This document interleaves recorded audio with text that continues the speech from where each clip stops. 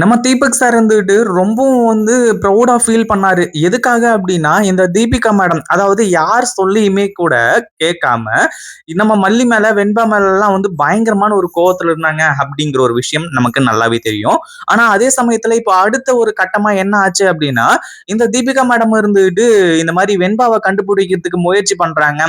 வெண்பா இப்போ தொலைஞ்சு போன ஒரு விஷயத்த நெனச்சு ஃபீல் பண்றாங்க அப்டிங்கிற மாரி சொல்லி, நம்ம பொண்டாட்டியும் இப்போ இந்த மாதிரி நல்ல வேலை எல்லாத்தையுமே செய்யறாளே, அதுவும் இல்லாம என்னதான் மல்லி மேல கோவமா இருந்தாலுமே கூட வெண்பாவை காப்பாத்தணும் அப்படிங்கிறதுக்காக இவ்வளவு பெரிய ஏற்பாடு செய்யறாரு. உண்மையிலேயே ரொம்ப ரொம்ப நல்ல விஷயம் அப்படிங்கிற மாதிரி சொல்லி அந்த ஒரு விஷயத்துல உண்மையிலேயே நம்ம தீபக் தீபன் ரொம்ப ப்ரௌடா ஃபீல் பண்ணிட்டு இருந்தாங்க.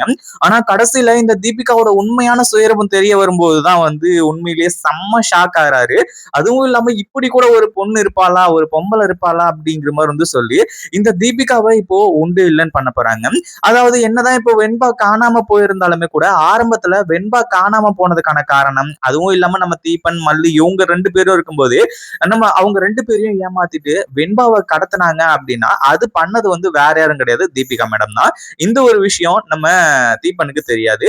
அதனாலதான் இவ்வளவு நாள் தீபிகா தப்பிச்சுக்கிட்டு இருந்தாங்க. ஆனா இப்ப என்ன ஆச்சு அப்படின்னா இந்த தீபிகா வசமா மாட்டிக்கிட்டாங்க. அதாவது ஆரம்பத்துல வெண்பாவை கடத்தினதே தீபிகா தான் அப்படிங்கிற ஒரு விஷயம் இப்போ நம்ம தீபனுக்கு தெரிய வரப்போகுது. ஆனா தீபன் இப்ப செம்ம கோவத்துல செம்ம வெறியில இருக்காரு. கண்டிப்பா இன்னைக்கு இந்த தீபிகாவோட கண்ணம் பழுக்க போகுது அப்படிங்கிறதுல எந்த ஒரு சந்தேகமும் கிடையாது. அதுலயும் இப்போ தீபிகா மட்டும் வெண்பாவை கண்டுபிடிக்கல, வெண்பாவுக்கு மட்டும் எதனா ஒண்ணு ஆச்சு அப்படின்னா கண்டிப்பா இந்த தீபிகாவை நம்ம தீபன் சும்மா விட போறது கிடையாது. ஏன்னா விஜயோ இல்ல மல்லியோ அவங்க பொறுமையா இருந்தா கூட கண்டிப்பா நம்ம தீபன் சும்மா விட மாட்டாங்க. இது சாதாரண விஷயம் கிடையாது. ஏற்கனவே வெண்பாவை கூட்டிட்டு போய் விசாரிச்சப்பவே தீபன் ரொம்ப கோவப்பட்டாரு. இப்போ நம்ம வெண்பாவை கடத்திருக்கிறதே இந்த தீபிகா தான் அப்படிங்கிற ஒரு விஷயம் தெரிஞ்சதுக்கு அப்புறமா செம்ம கோவப்படுறாரு. அதுல எந்த ஒரு சந்தேகமும் கிடையாது அப்படின்னு தான் சொல்லணும். அதாவது இப்ப என்ன ஆச்சு அப்படின்னா, ஏற்கனவே தீபிகா இருந்துகிட்டு இந்த மாதிரி என் போனை எதுக்காக எடுத்த, அதாவது நம்ம தீபனை கேக்குறாங்க, எல்லாமே ஓகே தான். ஆனா ஐஷு கிட்ட எதுக்காக தீபிகா ரூடா நடந்துக்கிறா, ஒரு போன் தானே அப்படிங்கிற மாதிரி சொல்லி யோசிக்கிறாங்க. அப்படி யோசிச்சதுக்கு அப்புறமா அதாவது சாதாரணமா தான் நம்ம தீபனும் இருந்தாங்க, சரி ஓகே ஏதோ ஒரு விஷயத்துல கோவப்படுறா அப்படிங்கிற மாதிரி சொல்லி. ஆனா கடைசியில நம்ம தீபனுக்கு அந்த போனோட உண்மையான சுயரூபம், அதாவது அந்த போனுக்குள்ள என்ன இருக்கு ஏது இருக்கு அப்படிங்கிற விஷயம் எல்லாமே தெரிய வந்ததுக்கு அப்புறம் தான் உண்மையிலேயே வெண்பா காணாம போனதுக்கான காரணம் இந்த தீபிகா தான் அப்படிங்கிற ஒரு விஷயம் தெரிஞ்சது. எப்படி அப்படின்னா அந்த ரவுடிங்க கிட்ட இருந்து போன் வந்துச்சு. அதாவது ஏற்கனவே அந்த ரவுடிங்க கிட்ட இந்த மாதிரி அந்த பொண்ணை தேடுங்க, தேடி கண்டுபிடிங்க அப்படிங்கிற மாதிரி சொல்லியிருந்தாங்க. அந்த ஒரு விஷயமா அந்த ரவுடிங்க அந்த போனுக்கு போன் பண்றாங்க. அது தன்னோட ரூம்ல இருக்கு. அதுவும் இல்லாம நம்ம தீபன் அந்த போனை எப்படி எடுத்தாருன்னு தெரியல.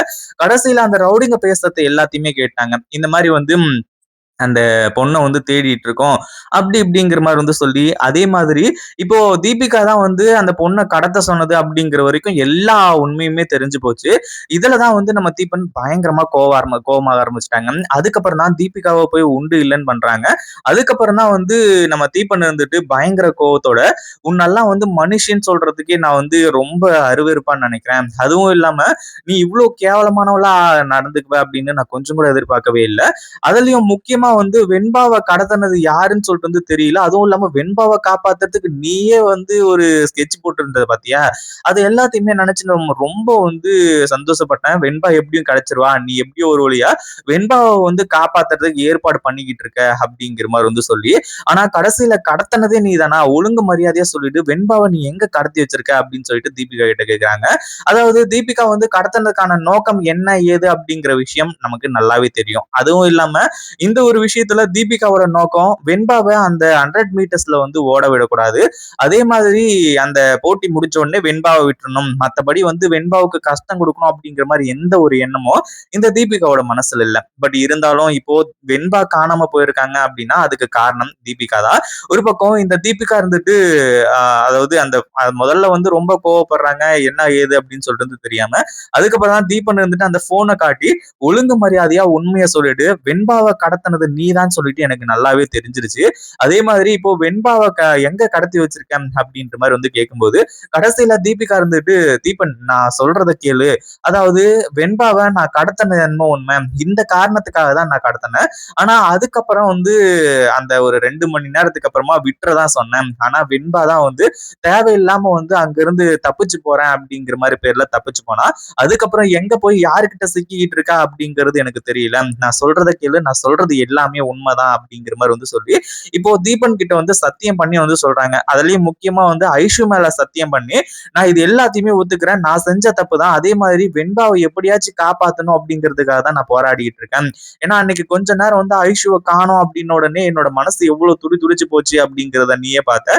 அப்புறம் தான் வந்து நானும் வெண்பாவை வந்து ரொம்ப இது பண்ணிட்டேன். வெண்பாவை கடத்திருக்க கூடாது அப்படிங்கிற மாதிரி வந்து சொல்லி நினைச்சேன். அதே மாதிரி இப்ப எனக்கு என்ன பண்றதுன்னு தெரியல. வெண்பாவை நானும் தேடி அலைஞ்சுக்கிட்டு தான் இருக்கேன் அப்படிங்கிற ஒரு விஷயத்த பத்தி சொல்றாங்க.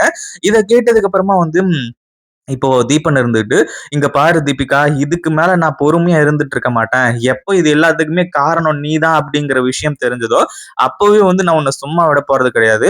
யாரு சும்மா விட்டாலும் சரி, விடலனாலும் சரி, கண்டிப்பா நான் விடமாட்டேன். அந்த வெண்பாவ நீ என்ன பண்ணுவியோ, ஏது பண்ணுவியோ, இன்னும் 24 மணி நேரத்துல கண்டுபிடிச்சாகணும்." அப்படிங்கிற மாரி வந்து சொல்லி, இப்போ நம்ம தீபிகாவுக்கு வந்து ஆர்டர் போடுறாங்க. 24 மணி நேரத்துல கிடைக்கல அப்படின்னா, நான் உன்ன பத்தி எல்லா டீட்டெயிலுமே நானே போய் டைரக்ட்டா வந்து கமிஷனர் கிட்ட பேசிருவேன் அப்படிங்கிற மாரி வந்து சொல்லி, தீபிகாவுக்கு பயங்கரமா அள்ளு விட்டுட்டு இருக்கு. என்ன பண்றது? ஏது பண்றது? அப்படின்னு ஒண்ணுமே புரியல. அடுத்தடுத்து வந்து என்ன பண்றதுன்னு சொல்லிட்டு வந்து தெரியாம முழிச்சுட்டு இருக்காங்க. தீபன் இன்னும் பயங்கர கோவத்துல இருந்துட்டு இருக்காரு. இத பத்தி நீங்க என்ன நினைக்கிறீங்க? அந்த வீடியோ பிடிச்சிருந்தா லைக் பண்ணுங்க, ஷேர் பண்ணுங்க. இப்பதான் நம்ம சேனலுக்கு ஃபர்ஸ்ட் டைம் வரீங்க அப்படின்னா, கீழ இருக்க சப்ஸ்கிரைப் பட்டன பிரஸ் பண்ணிக்கோங்க.